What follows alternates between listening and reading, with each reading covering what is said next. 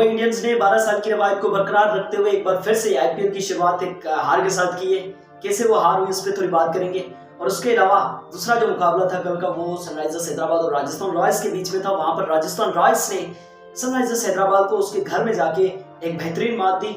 श्रीलंका ने न्यूजीलैंड को अपने घर में ही सुपर ओवर में पहले टी20 में हरा के सीरीज में 1-0 की बढ़तरी हासिल कर ली।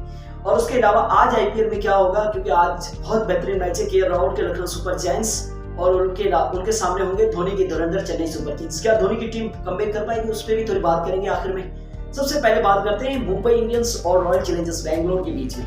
ये मैच नंबर 5 था और ये मुकाबला था आरसीबी के अपने होम ग्राउंड यानी कि चिन्नास्वामी स्टेडियम बेंगलुरु में। यहाँ पे टॉस हुआ, टॉस आरसीबी ने जीता। टॉस से लेके फाइनल तक सब कुछ आरसीबी ने जीता। मुंबई इंडियंस ने पहले बैटिंग की।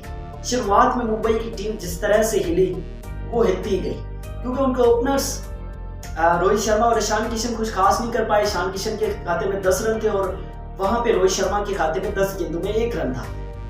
और रोहित शर्मा को उस 1 रन के अंदर भी एक चांस मिला था, आसान कैच था, जो कि मिस कम्युनिकेशन के चलते वो कैच ड्रॉप हो गया दिनेश कार्तिक और मोहम्मद सिराज के बीच में।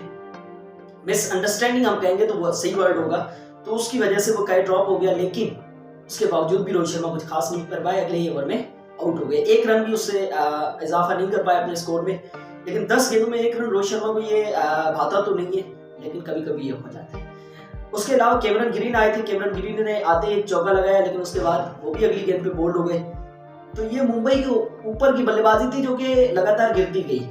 और उसके अलावा 48 तक जाते जाते उनके बहुत बेहतरीन खिलाड़ी मोइन इन फॉर्म, हालांकि मैन इन फॉर्म अभी ओडीआई में जिस तरह का उनका रिकॉर्ड रहा था तो नहीं कह सकते, सूर्य कुमार यादव वो भी आउट हो गए। उसके साथ मुझे ये लग रहा था कि 130 तक जाते जाते ये हो सकता है कि इनकी इनिंग्स पूरी हो जाए, क्योंकि इनके पास डेप्थ थी बल्लेबाजी में, लेकिन इतनी डेप्थ नहीं थी कि यहाँ जो उन्होंने स्कोर बनाया वहां तक जा सकती थी।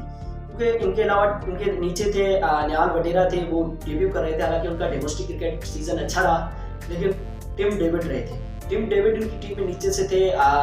उसके साथ तिलक वर्मा नवाज थे जो कि पिछले साल हाईएस्ट रन गेटर थे फॉर मुंबई इंडियंस, तो खास उन्होंने ही किया। एक समय पे 48 पे 4 जो स्कोर दिख रहा था 120 130 उसको पहुंचा दिया 171 तक और 84 रनों की शानदार पारी खेली। उसके इर्द गिर्द निहाल वडेरा और अरशाद खान ने भी कुछ छोटे कैमियो खेले। निहाल वडेरा के 21 रन थे, वडेरा के 21 रनों के अलावा अरशाद खान के 15 रन थे 9 गेंदों में। तो ये कैमियोज की वजह से मुंबई इंडियंस 171 तक गई, जो कि फाइटिंग स्कोर था। लेकिन चिन्नास्वामी ये फाइटिंग साबित नहीं हुआ, क्योंकि आरसीबी की शुरुआत जिस तरह से हुई, कप्तान फेफ डु प्लेसिस और विराट कोहली की जिस तरह से शुरुआत हुई, कहीं पे भी उन्होंने मुंबई को गेम में आने ही नहीं दिया। शुरू से अटैक किया। जो स्ट्राइक रेट का कंसर्न था, जो एक स्ट्राइक रेट की बात की जा रही थी कि फेफ डु प्लेसिस की इतनी एज में लगभग 2 साल पहले इंटरनेशनल क्रिकेट से रिटायरमेंट हो चुके हैं, लेकिन क्या वो इस परफॉर्मेंस को बरकरार रख पाएंगे विद स्ट्राइक रेट, तो उन्होंने रखा। उन्होंने अटैक किया, 43 गेंदों में 73 रन बनाए। जब स्कोर 148 तक पहुंचा तो आरसीबी की पहली विकेट गिर गई। ये 0 आउट हो सकता था 172, लेकिन फेफ डु प्लेसिस की जो हिट मारने गए थे वो बल्ले के ऊपरी किनारे पे लगी और ऊपर उठ गई। टिम डेविड ने उनका कैच करके उनकी इनिंग को खात्मा कर दिया। उसके बाद दिनेश कार्तिक को नंबर 3 पे खिलाया गया।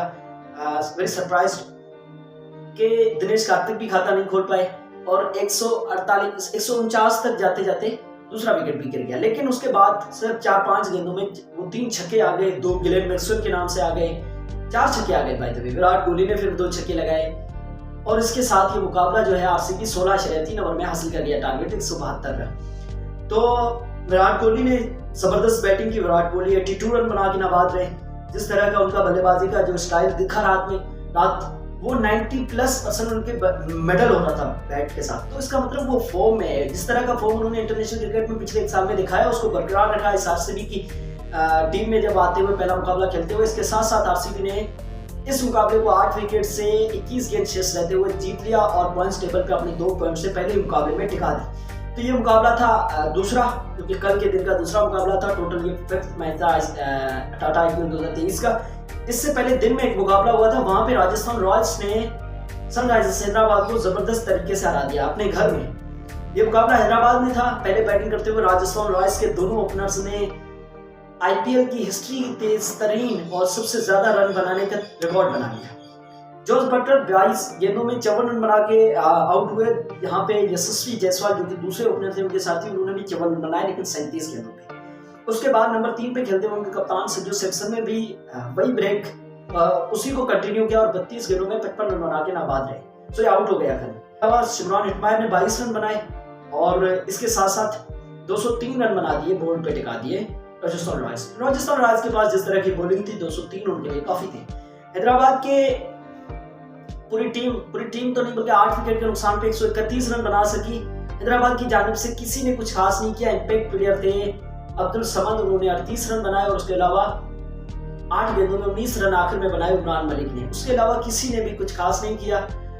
और राजस्थान रॉयल्स की जानिब से ट्रेंट बोल्ट ने पहले ओवर में 2 विकेट ली, उनकी 2 विकेट रही, 4 ओवर में 21 रन देके, और युजवेंद्र चहल की 4 विकेटें थी। युजवेंद्र चहल की 4 विकेटों के साथ शुरुआत हुई आईपीएल की और ये वो बॉलर हैं जो कि पर्पल कैप के कंटेंडर हैं। और अब बात करते हैं श्रीलंका और न्यूजीलैंड के मुकाबले की। जो फर्स्ट T20 था वहां पर श्रीलंका ने न्यूजीलैंड को सुपर ओवर में हरा दिया। पहले बैटिंग करते हुए श्रीलंका की पूरी टीम, श्रीलंका ने 196 रन बनाए, उसके जवाब में न्यूजीलैंड ने भी 196 रन बनाए। श्रीलंका की जानिब से सबसे ज्यादा रन बनाए चरित तसलंका ने और न्यूजीलैंड की जानिब से सबसे ज्यादा विकेटें ली मैट हेनरी ने। उसके बाद जब बैटिंग आई न्यूजीलैंड की जानिब से सबसे ज्यादा रन बनाए ड्रायल मिचेल ने 66 और उसके अलावा किसी और बल्लेबाज ने कुछ खास नहीं किया। आखिर में रचिन रविंद्रा ने 13 गेंदों में 26 रन जरूर बनाए थे। मैच बराबर हो गया, सुपर ओवर हुआ। सुपर ओवर में 8 रन बनाए न्यूजीलैंड ने और श्रीलंका ने यह मुकाबला 3 गेंदों में हासिल कर लिया, जीत लिया, यह टारगेट हासिल कर लिया। तो ये मुकाबला था श्रीलंका और न्यूजीलैंड का, उस पर थोड़ी बात हुई। अब बात करते हैं आज के आईपीएल के मुकाबले में, जो कि चेन्नई सुपर किंग्स और लखनऊ सुपर जायंट्स के बीच में मुकाबला अच्छा है। एक टीम जीत के आ रही है, हार के आ रही है, कॉम्पिटिटिव मुकाबला होगा। उम्मीद ये है कि जो धोनी की जो टीम है चेन्नई सुपर किंग्स इसमें कमबैक करेगी और एक अच्छी फाइटिंग देगी और इस मुकाबले को हो सकता है जीत भी जाए, क्योंकि शुरुआत चेन्नई की भी मुंबई की तरह खास नहीं हुई है। और स्टेट्स कल के आईपीएल में जो रहे हैं वो मैं आपको बता दूं, थोड़े इंटरेस्टिंग स्टेट्स हैं।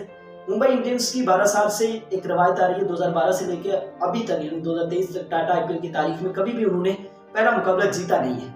हमेशा वो पहला मुकाबला हारते हैं। तो मुंबई के फैंस परेशान ना हो, आपकी टीम कमबैक करेगी, क्योंकि उसके बाद 2012 के बाद ही उन्होंने 5 मैच जीते, फाइनल्स जीते। और उसके अलावा सबसे बड़ी बात, विराट कोहली का ये 50वां अर्धशतक था, 50 थे और वो अब डेविड वार्नर के बाद शिखर धवन को छोड़ के नंबर 2 पे आ गए। और उसके अलावा जो आईपीएल 2023 टाटा के जितने भी महंगे खिलाड़ी थे, मिलियनर थे, जिसमें हैरी ब्रूक्स हो गए, कैमरन ग्रीन हो गए, उन्होंने कल जिस तरह का परफॉर्मेंस दिखाया तो उनके फ्रेंचाइज के लिए पैसा जाया।